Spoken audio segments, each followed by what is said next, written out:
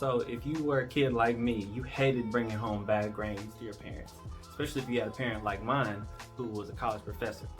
So I brought home a report card one day and I just had a bad grade in science, like for the whole 9 weeks. Like I just couldn't get it. I don't know what it was.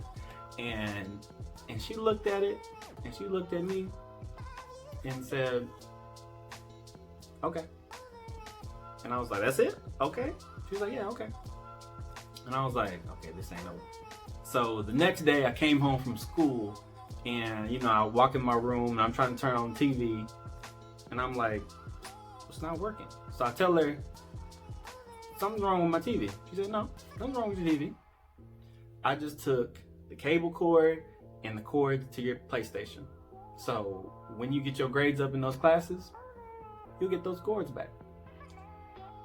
And so the next 9 weeks, I got my grade up to the reasonable standard that she was looking for and I got the grade back.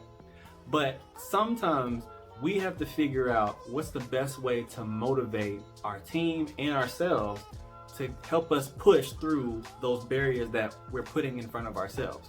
And so I want to challenge you to figure out what's the best way to motivate your team, whether it is taking away something like my mom did, or whether you are rewarding them with something to help them push for something, to have something that pushes them to go to that next level. Because looking at that TV every single day, it motivated me to say, you know what, let me study a little bit harder.